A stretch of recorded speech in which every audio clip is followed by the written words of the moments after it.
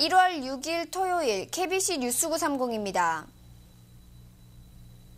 미국 사회과학증진협회 ASSA가 주관하는 연례 세미나가 시카고에서 진행되고 있습니다. ASS 소속 학회 중 하나인 한미경제협회도 오늘 북한 경제와 여성 노동력의 변화 등을 주제로 발표회를 가졌습니다. 배혁 기자가 다녀왔습니다. 사회과학 분야의 정보 교환과 후진 양성을 목적으로 창설된 Allied Social Science Association은 전국 50개 학회, 만여 명의 회원으로 구성된 경제협회입니다. 지난 5일부터 시작된 제22회 연례 세미나에서는 미국의 자치 경제와 시장 경제를 비롯해 국제적인 이슈에 대한 다양한 세미나가 열리고 있습니다. 지난 1985년 발족한 한미경제학회는 오늘 12개의 주제 세미나를 3개의 세션으로 나누어 발표했습니다. 첫 번째 세션에서는 북한의 정치와 경제의 연관관계, 미국의 대북 정책 등이 발표됐으며 두 번째 세션에서는 가족 경제와 여성 노동력의 지위 향상 등이, 마지막 세션에서는 미국의 금융시장과 한국의 무역정책 논문이 발표됐습니다. 한국하고 미국하고의 그 두 나라의 관계가 되는 경제 문제를 다뤄서 매년 우리가 이제 주제를 연구해가지고 가장 시기적절한 것을 하게 되고, 두 번째 세션은 이제 우리 미국에 있는 많은 젊은 경제학자들 중에서 아주 장래가 촉망되는 그런 분들을 우리가 엔커리지해서 그분들 모임을 중심으로 해서 세션을 만들고, 이제 세 번째는 우리 학회 회원들이 그동안 왕성하게 연구한 결과들을 서로 이제 우리가 call for papers를 하면은 거기에 제출된 논문들을 이제 심사해서 그 중에서 이제 우수한 논문들을 가지고, 논문 발표자들은 자신의 연구 내용을 공유하고 새로운 정보를 얻는 것은 향후 한미 간 경제 교류의 흐름을 전망하는 데 큰 도움이 될 것이라고 전했습니다. 실제로 세미나에 발표되는 논문들은 대부분이 실증적인 연구를 바탕으로 한 것이어서 이론과 더불어 경험적인 미국 사회를 이해하는 데 좋은 기회가 되고 있다고 강조했습니다. 학계에 있는 분들도 당연히 이제 경제 통합이 되면 이제 경제와 비슷한 면이 점점 많아질 테니까, 또 같은 경제 현상을 분석할 때도 서로 이제 그 분석 대상이 통일이 되는 거죠. 그러니까 경제학계에 계신 분들도 이런 기회를 통해서 서로 많이 교류를 해야 되고, 아마 또 한미경제학회는 연간 3-4차례의 자체적인 세미나를 열고 있으며 장학금 등을 통해 학생들의 전문 분야 진출을 장려하고 있습니다. 다음 학회 세미나는 한미 무역협정 등 한미 간 논의되고 있는 경제 이슈를 중심으로 주제 세미나가 열릴 예정입니다. KBC 뉴스 배혁입니다. 오늘 로이터 통신이 미국 관리들에 따르면 미국은 북한의 추가 핵실험 임박에 대한 어떤 증거도 갖고 있지 않다며 관리들의 말을 인용 보도했습니다. 어제 ABC 방송은 미국의 고위 국방부 관리의 말을 인용해 북한이 곧 추가 핵실험을 실행할 것이라고 보도한 이후 하루 만입니다. 미 정보 담당 관리는 현재 북한의 핵실험이 임박했다고 믿을 만한 어떤 증거나 이유도 없다고 말했으며, 익명을 요구한 또 다른 관리도 미국 정부 내에서도 북한의 핵실험 의도에 대해서는 확실성이 없는 것이 대세라고 전했습니다. 한국의 정부 당국자도 이전 핵실험이 발생했던 인근에서 핵실험 당시와 유사한 움직임이 포착됐다는 일부 소식통이 말과는 달리 북한은 항상 핵실험 준비를 하고 있는 만큼 움직임이 있다고 해도 새로운 일은 아닐 것이라고 말했습니다. ABC 방송은 어제 북한이 어떤 사전 통보나 경고 없이 핵실험을 강행할 수 있도록 필요한 준비를 끝냈으며, 최근 북한의 움직임이 핵실험이 있었던 지난 10월과 유사하다고 소식통의 말을 인용해 보도한 바 있습니다. 지난달 국내 신규 취업자가 16만 명 이상 증가한 것으로 조사됐습니다. 연방노동부는 지난 12월 한 달 동안 16만 7천 명이 새롭게 고용됐다며, 이는 당초 예상치인 11만 5천 명보다 5만 명이 많은 것이라고 발표했습니다. 이에 따라 12월 미국의 실업률도 사상 최저치인 4.5%로 유지됐습니다.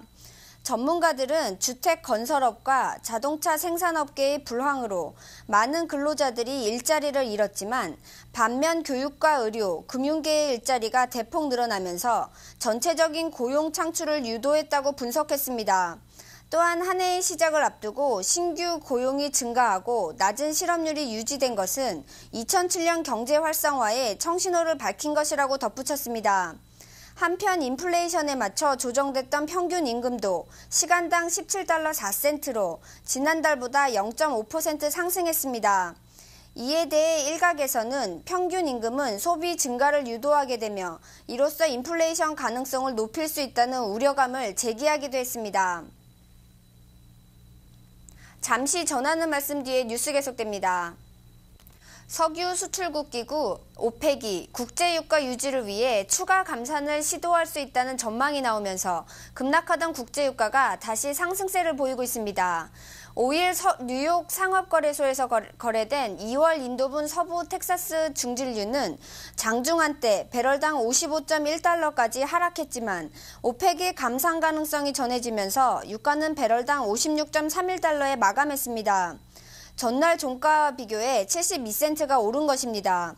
압둘라 빈 카타르 석유 장관은 오펙은 최근 유가의 급락세에 대해 매우 우려하고 있으며 유가의 추가 하락을 막기 위해 예정된 강요회의 이전에 긴급회의를 갖게 될 것이라며 오펙의 추가 감산 가능성을 밝혔습니다. 하지만 시장 관계자들은 이 같은 전망으로 국제유가가 상승 움직임을 보이고는 있지만 미국 대부분의 지역에서 예년 평균을 웃도는 따뜻한 기온이 이어지고 있어 다음 주에도 유가가 하락세를 보일 가능성이 있다고 전했습니다. 한편 영국 런던 석유 선물 시장에서 거래된 2월 인도분 북해산 브렌트유도 전날 종가에 비해 다소 상승하면서 배럴당 55.61달러를 기록했습니다. 부시 대통령이 지난달 우편 개혁법에 서명하면서 영장 없이 우편물 개봉을 허용하는 것으로 해석될 수 있는 서명 지침을 추가한 것으로 알려져 논란이 일고 있습니다.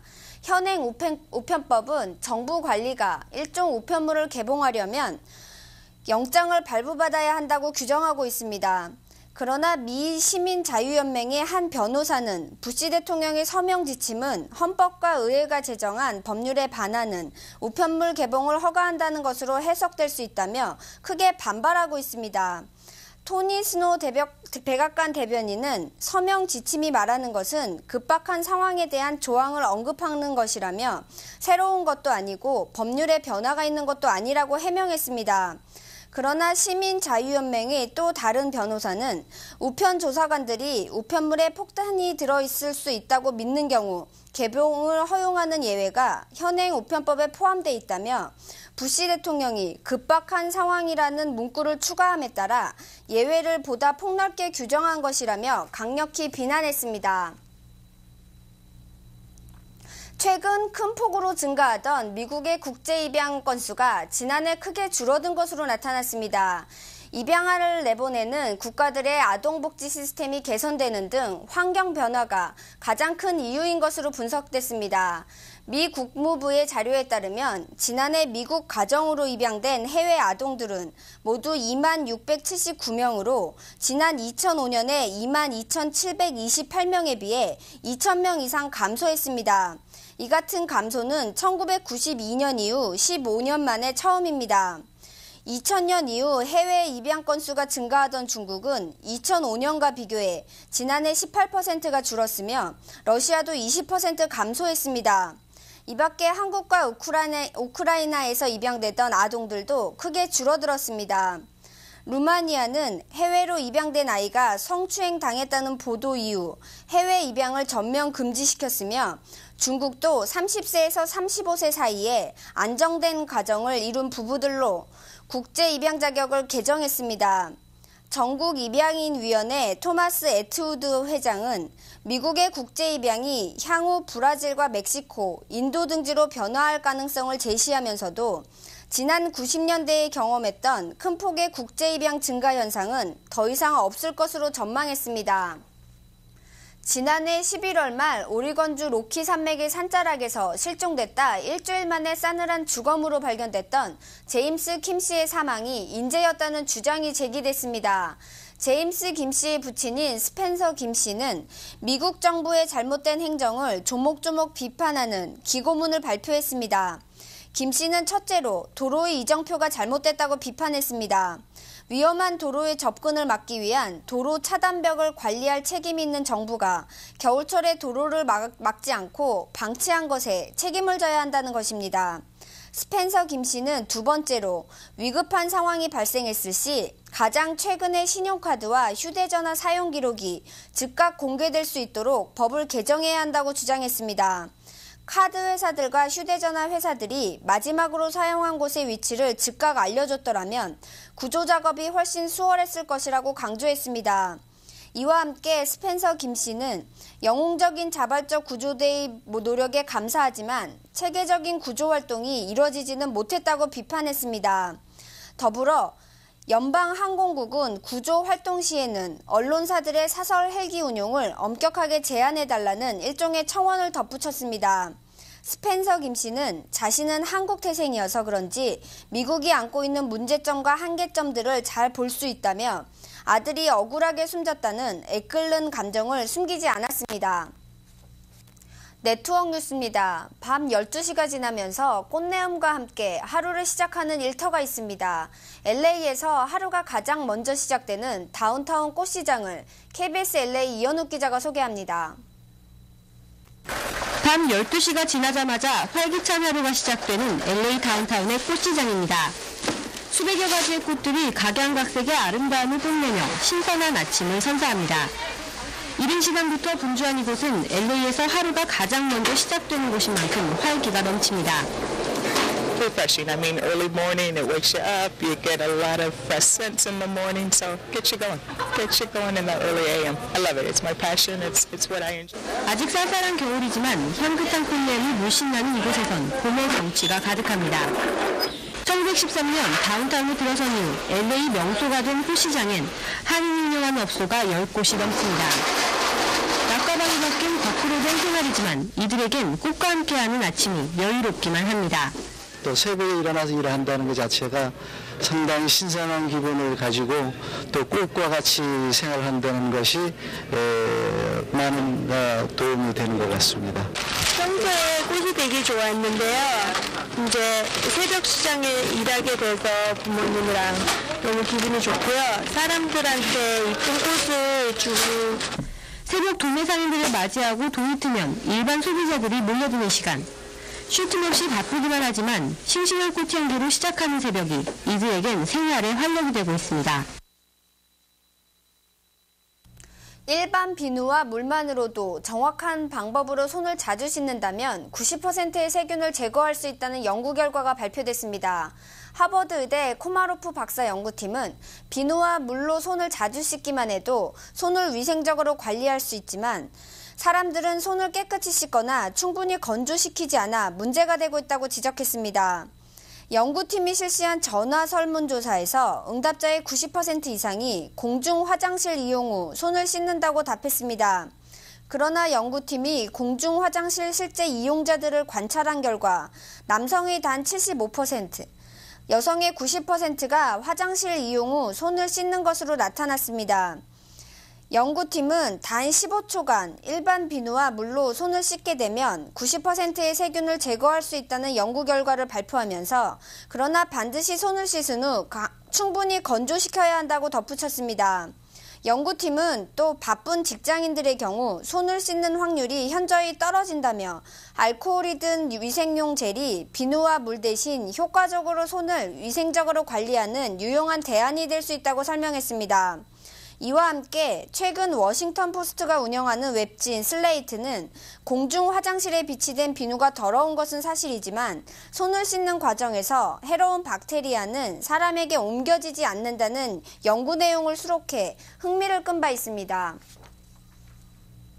날씨입니다. 전국적으로 온화한 겨울 날씨가 이어지고 있습니다. 오늘 시카고는 대체로 맑은 날씨를 보였습니다. 낮 최고 기온은 41도를 기록했으나 서풍이 14마일대로 다소 강하게 불면서 체감 기온은 32도로 쌀쌀했습니다. 오늘 밤도 맑은 날씨는 이어지겠으며 밤 최저 기온은 34도가 예보됐습니다. 사흘 동안 시카고 날씨입니다. 7일 일요일 대체로 맑겠습니다. 낮 최고 46도, 밤 최저 기온은 30도가 예상됩니다. 8일 월요일 흐리겠으며 다소 강한 바람이 불 것으로 예보됐습니다.